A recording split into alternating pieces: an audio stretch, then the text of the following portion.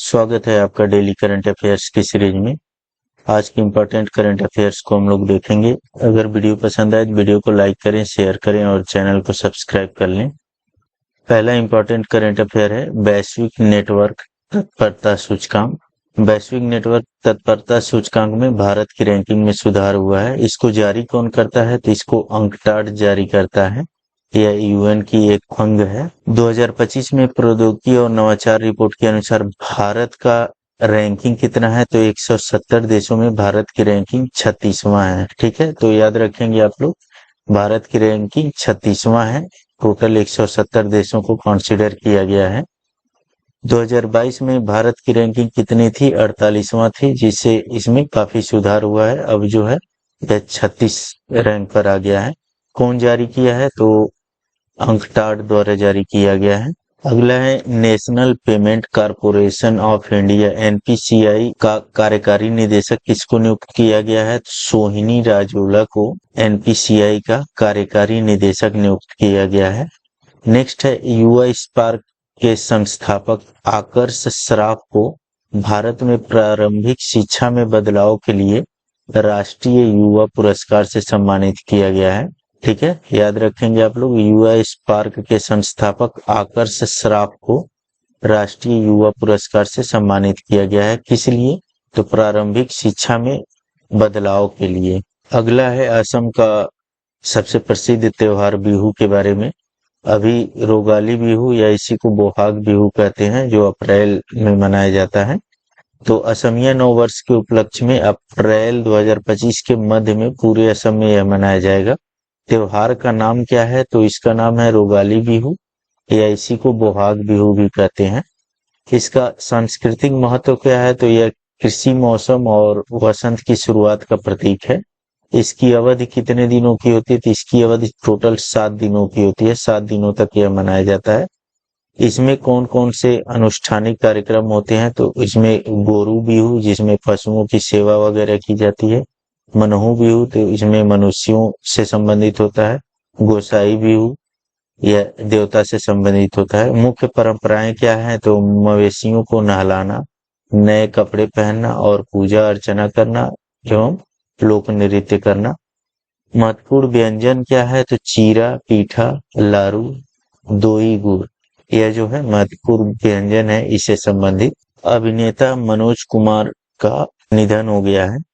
वह एक प्रसिद्ध भारतीय अभिनेता, निर्देशक, लेखक थे, जो अपनी देशभक्ति फिल्मों के लिए जाने जाते थे। मतलब यह अक्सर करके देशभक्ति फिल्में ही बनाते थे। उनमें कुछ फिल्मों का नाम उपकार, क्रांति, ये सब जो है इनकी फेमस फिल्में हैं जो देशभक्ति से ओतप्रोत थी। उपकार का एक फेमस गाना मेरे देश की धरती, वह आज भी काफी मशहूर है। इनको कौन कौन से पुरस्कार मिले थे? तो पद्मश्री, दादा साहब फाल्के पुरस्कारों से भी ये सम्मानित किए गए थे। और भारत के प्रति इनकी देशभक्ति देखते हुए इनका नाम क्या रखा गया था? तो भारत कुमार ही इनका उपनाम रख दिया गया था। ठीक है, तो मनोज कुमार जो अभिनेता हैं उनका उपनाम क्या रखा गया था? भारत कुमार रख दिया गया था, इनकी देशभक्ति से ओतप्रोत फिल्में बनाने की वजह से। अगला है रेलवे के अंतर्गत सौर ऊर्जा प्रतिस्थापन में राजस्थान शीर्ष राज्य बन गया है। तो भारतीय रेलवे ने अक्षय ऊर्जा के लिए सरकार की प्रतिबद्धता के अनुरूप सौर ऊर्जा बुनियादी ढांचे में काफी विस्तार किया है। फरवरी 2025 तक राष्ट्रीय ट्रांसपोर्टर ने 2249 रेलवे स्टेशनों और सेवा भवनों में 209 मेगावाट सौर ऊर्जा क्षमता स्थापित की है।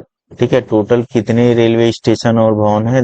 2249, जिसमें टोटल मिलाकर के 209 मेगावाट सौर ऊर्जा उत्पादित होता है। यह पिछले 5 वर्षों में, जिनमें 628 इकाइयां पहले थी, उनकी तुलना में अगले 5 वर्षों में 1489 इकाइयां बन गई है। सौर संयंत्रों और प्रतिस्थापनों में यह 2.3 गुना की वृद्धि हुई है। सर्वाधिक स्थापना वाले शीर्ष 3 राज्य कौन है? राजस्थान 275 प्रतिस्थान के साथ, महाराष्ट्र 270, पश्चिम बंगाल 237। ठीक है, तो सबसे ज्यादा प्रतिस्थापना किसमें किया गया है? तो राजस्थान राज्य में किया गया है।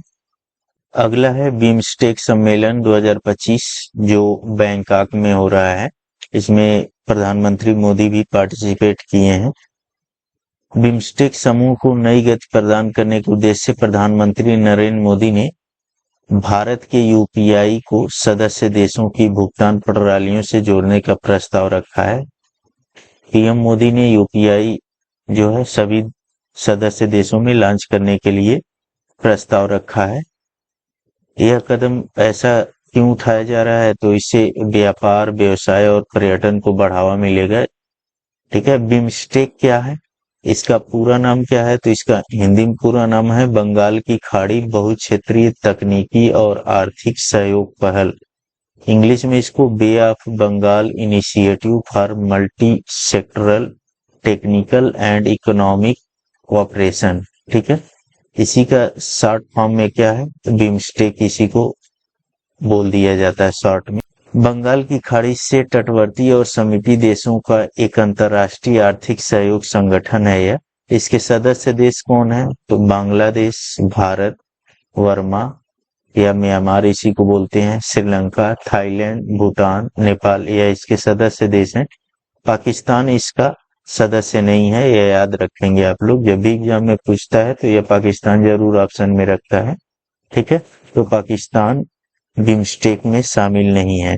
यह कुछ आज का इंपॉर्टेंट करंट अफेयर्स है। वीडियो अगर पसंद आए तो वीडियो को लाइक करें, शेयर करें और चैनल को सब्सक्राइब कर लें। धन्यवाद।